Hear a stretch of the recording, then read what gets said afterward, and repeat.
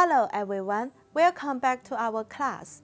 In this video, we will carry on talking about other important contemporary theories of motivation. They are self-efficacy theory, reinforcement theory, and equity theory. The first one is self-efficacy theory, which was developed by Albert Bandura, which refers to an individual's belief that he or she is capable of performing a task. We have the term self-efficacy here. It's a little bit tricky term because self-efficacy is not the actual ability or capability of performing the task. It's about belief, so maybe I'm not really capable of performing this task, but I do not know about it. I think my belief is that I'm really capable. The higher your self-efficacy, the more confidence you have in your ability to succeed. Self-efficacy can create a positive spiral in which those with high efficacy become more engaged in their tasks and then, in turn, increase performance, which increases efficacy further. So, what can managers do according to self-efficacy theory? Let's look at Figure 1. Managers can encourage employees to increase their confidence in performing their job tasks. Once they have a higher degree of self-efficacy, they would like to invest more effort into their job tasks and in turn increase their performance. Some literature talked about self-efficacy theory as a social cognitive theory or social learning theory, but it's essentially the same thing. Self-efficacy theory and goal-setting theory don't compete with each other. Conversely, they complement each other.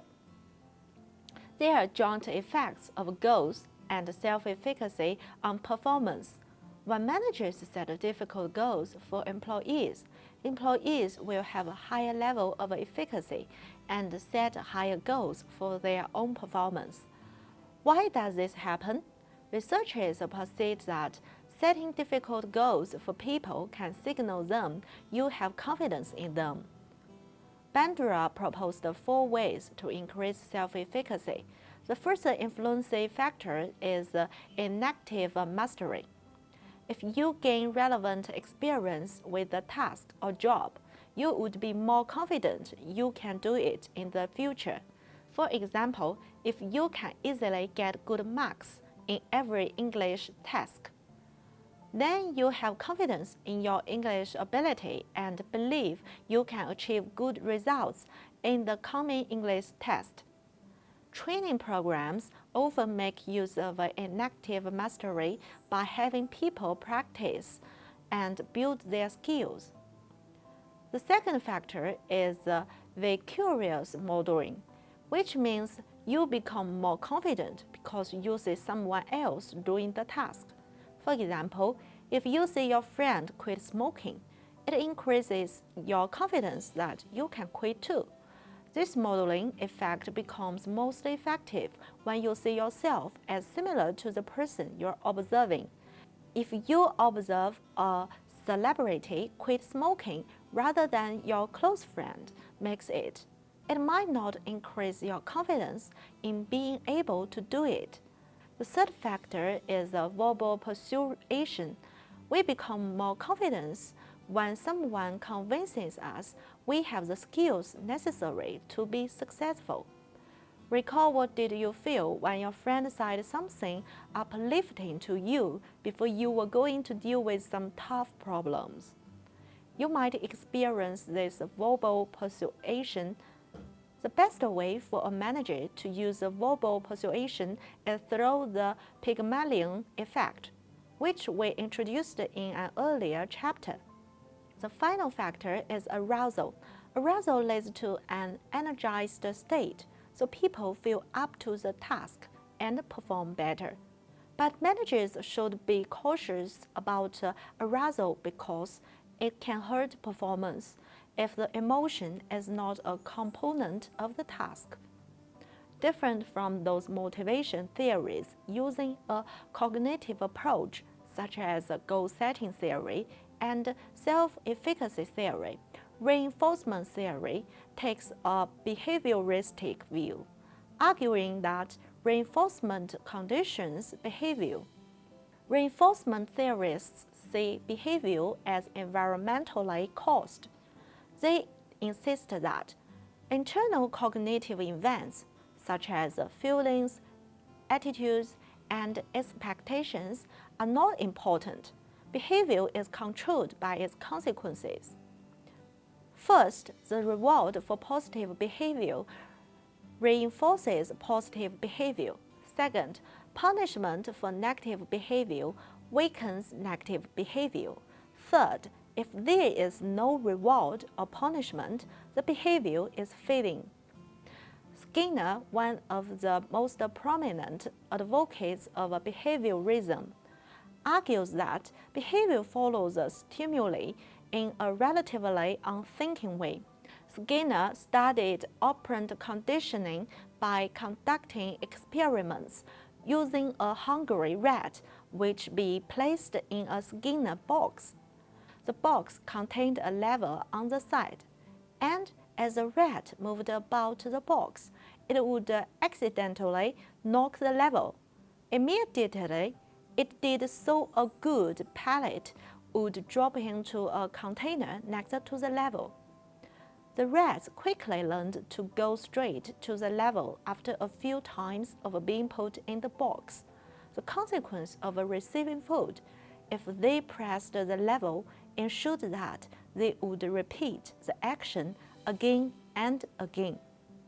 We can all think of examples of how our own behavior has been affected by reinforcers and punishers.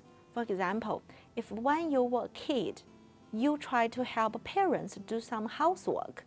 If your mother gave you 50 yuan each time you finished table cleaning, you would be more likely to repeat this behavior in the future, thus strengthening the behavior of doing some housework. Social learning theory is a view that we can learn through both observation and direct experience.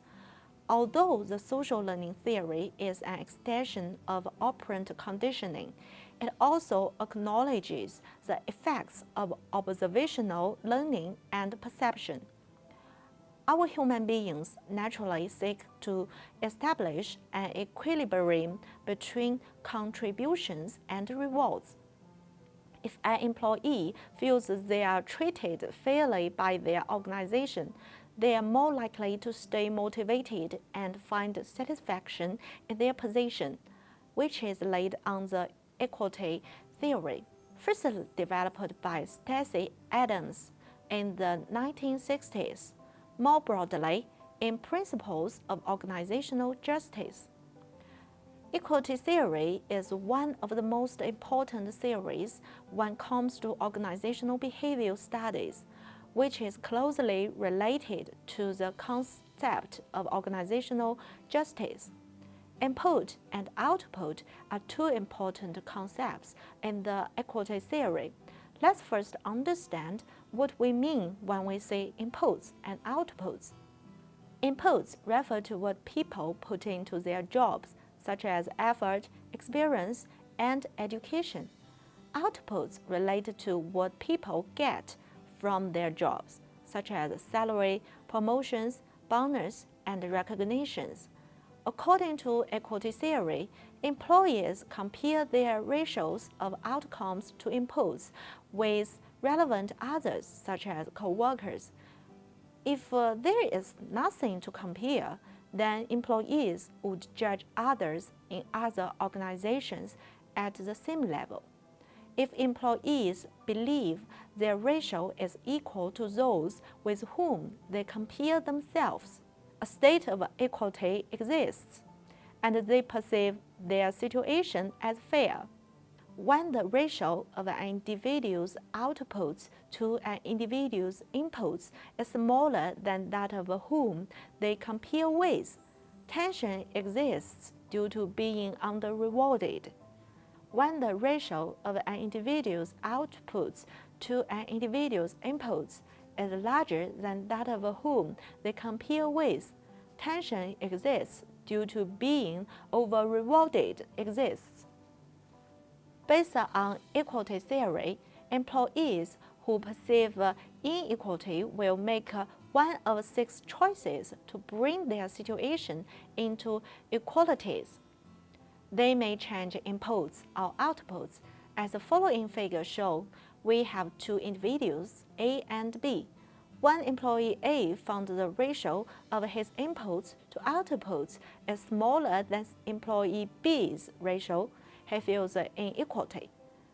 The possible change employee A would make is to change his inputs, such as exerting less effort so that the ratio of A's inputs to outputs can increase.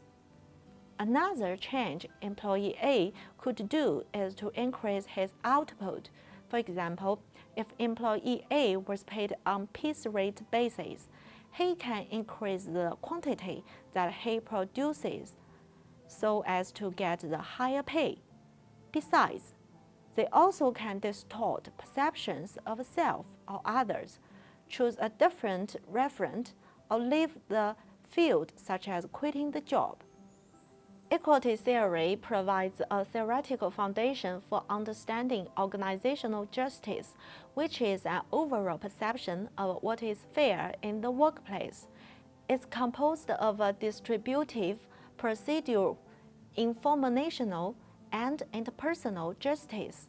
Distributive justice refers to perceived fairness of outcome.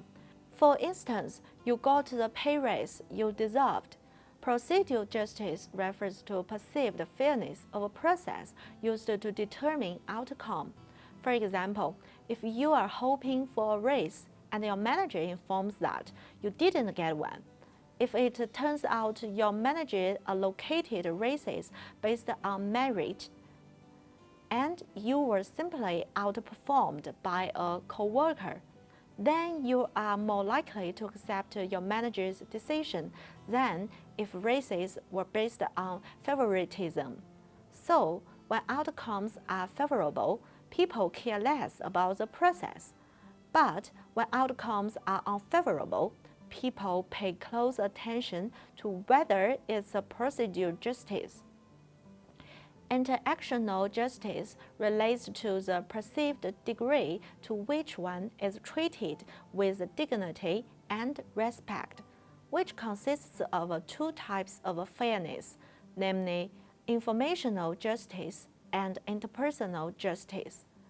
Informational justice reflects the degree to which employees are provided truthful explanations for decisions, though it may seem obvious that managers should be honest with their employees and not keep them in the dark about organization matters. Many managers are hesitant to share information. The second type of justice relevant to interactions between managers and employees is interpersonal justice, which reflects the degree to which employees are treated with dignity and respect. Interpersonal justice can occur in everyday interactions between managers and employees. For example, if your supervisor treats you respectfully and politely in daily interaction, you tend to perceive higher interactive justice. A large number of studies show that organizational justice has been linked to a high level of task performance and organizational citizenship behaviors. Distributive and procedural justice are more strongly associated with task performance, while interactive justice is more strongly associated with citizenship behavior. But exact research emphasizes that the important role played by cultural factors in the justice issue. For example, inputs and outcomes are valued differently in various cultures. In this section, we have learned the self-efficacy theory, reinforcement theory, equality theory, and the concept of organizational justice. In the next section, we will introduce another widely accepted explanation of motivation, Victor Vroom's expectancy theory. I believe you guys can take use of these inspiring theories into your lives. Thank you very much to your watching. See you next time.